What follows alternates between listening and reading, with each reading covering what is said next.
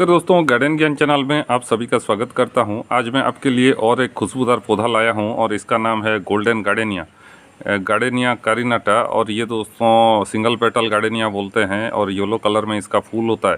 पहले दिन इसका फूल का कलर आपका रहता है वाइट और बाद में चेंज होके हो जाता है दोस्तों येलो। और ये बहुत ही हाईली फ्रेगरेंट प्लांट है दोस्तों, बहुत डीप सेंट आता है इसमें से। और कोई कोई पौधा के पास जाने पर आपको खुशबू का पता चलता है, लेकिन ये अगर आपके गार्डन में खिल गया तो दूर दूर तक खुशबू जाता है दोस्तों। अगर आप 7-8 फीट के दूर से भी रहेंगे तो इसका खुशबू आता रहेगा। जब हवा चलता है भीनी भीनी खुशबू आता रहता है दोस्तों। और देखिए अभी भी हवा चल रहा है और खुशबू मेरे नाक तक आ रहा है और बहुत प्लीजेंट खुशबू बोलूँगा, बहुत ही बढ़िया खुशबू है दोस्तों इसका। प्लांट मेरा देख सकते हैं काफ़ी पुराना है और बहुत सारा ब्रांच निकाल लिया है, लेकिन शेप में नहीं है क्योंकि मैं इससे नेगलेक्ट कर रहा था दोस्तों, ध्यान नहीं दे रहा था इसको। और देखिए अपने आप ही इसमें फूल आ गया है। यहाँ पे आप देख सकते हैं वीड्स से भी भरा हुआ है ये। और कोई भी केयर मैं नहीं किया हूँ इसका। रिपोर्ट में किया था अगले रेनी सीजन में, तो 1 साल हो गया है। और 1 साल में दोस्तों एक बार इसको ज़रूर रिपोर्ट करना चाहिए। अभी मैं इसका रिपोर्टिंग कर दूंगा जब इसका थोड़ा फ्लावर ख़त्म हो जाएगा। और ये देखिए सीमेंट के पॉट में लगा हुआ है 12 इंच का, तो परमानेंट पौधा है, इसे परमानेंट जगह दे देना ही ठीक रहता है। और बड़े से गमले में लगाया हूँ इसलिए बार बार रिपोर्ट करना नहीं पड़ रहा है। नहीं तो दोस्तों ये 6 महीने में एक बार आपको रिपोर्ट करना पड़ेगा, एक मार्च में और एक रेनी सीजन में। तो स्प्रिंग में और रेनी सीजन में इसमें दोस्तों ग्रोथ आता है और फूल भी आता है।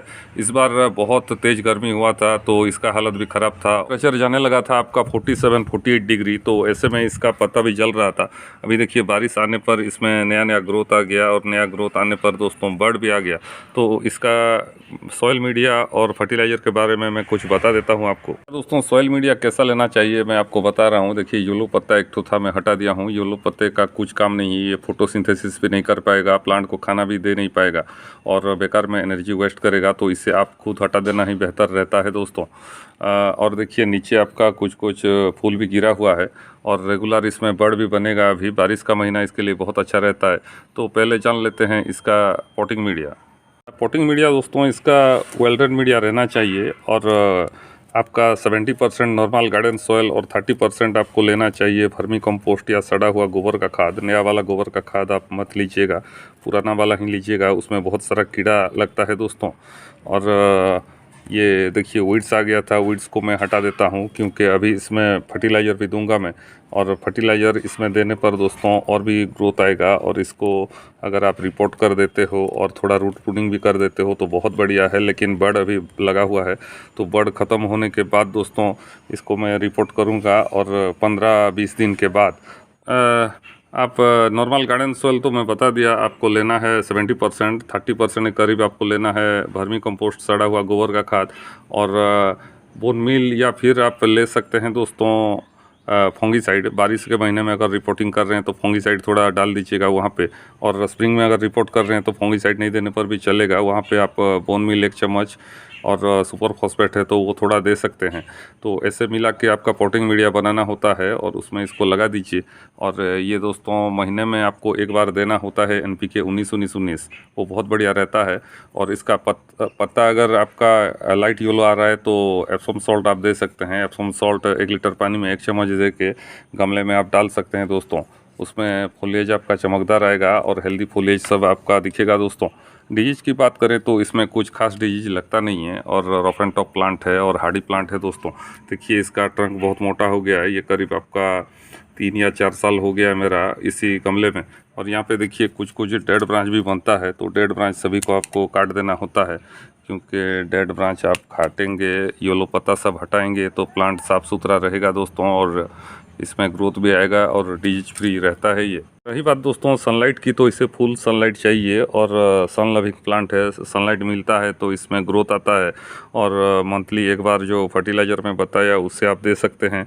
और गमले का वीड्स आप हटाते रहिए और गमले का ऊपरी हिस्से का थोड़ा कुड़ाई करते रहिए। और कुछ नहीं है, बस ये अपने टाइम आने पर दोस्तों फूल देता है। खासकर आपका बारिश के महीने में ज़ोरदार फूल देता है। और फूल देख सकते हैं, ये वाला फूल आपका लास्टिंग करता है करीब 3 से 4 दिन।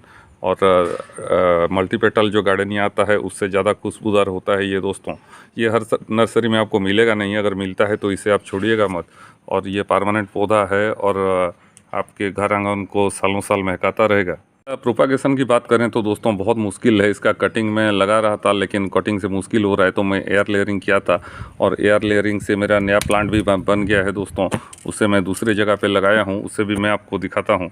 पे आपको दिख रहा होगा एक बड़ा सा टॉप है और टॉप के सेंटर पे मैं इसे लगाया हूँ। देखिए यहाँ पे भी बड़ बन रहा है और कुछ ही दिनों में इसमें भी फूल आ जाएगा। तो दोस्तों ये मेरा फेवरेट प्लांट है, इसलिए इसको दो जगह रखा हूँ और बहुत प्लीजेंट खुशबू देता है। और जितने भी खुशबूदार पौधा है उसमें से इसका खुशबू मुझे ज़्यादा अच्छा लगता है दोस्तों। यहाँ पे देखिए इसका ग्रोथ बहुत अच्छा बना हुआ है, क्योंकि इसको मैं करीब 1 महीना पहले ही लगाया हूँ और इसको अच्छा मीडिया दे दिया हूँ, गोबर का खाद और बोन मील दोस्तों। थोड़ा एसिडिक सॉइल चाहिए तो राइस हस्क जो आता है धान का छिलका, वो आप पोटिंग मीडिया पे मिलाने पर बहुत अच्छा रहता है, लेकिन इस साल मुझे वो मिल नहीं रहा है। तो ये मैं आपको बता देना ज़रूरी समझा। आपके यहाँ पे अगर धान का छिलका मिलता है तो पोटिंग मीडिया में ज़रूर मिलाएगा, करीब 20% के करीब। और नहीं है तो थोड़ा सा कोकोपीट भी आप मिला सकते हैं, इसमें मीडिया आपका अच्छा बन जाता है दोस्तों, पोरस बन जाता है। यहाँ पे देखिए इसका मल्टी पेटल भी खिला हुआ है, लेकिन इसमें इतना खुशबू नहीं है जितना कि सिंगल पेटल में है। और इसका पत्ता भी देखिए डिस्कलर दिख रहा है। ऐसे में आप एप्सम सॉल्ट और थोड़ा आयरन का आप स्प्रे कर सकते हैं दोस्तों फोलियर में। इसलिए बस इतना ही। अगर ये पौधा आपको मिलता है तो ज़रूर लगाइए और गोल्डन गार्डेनिया का मज़ा लीजिए। फिर मिलते हैं दोस्तों और एक नए वीडियो में नई जानकारी के साथ। नमस्कार।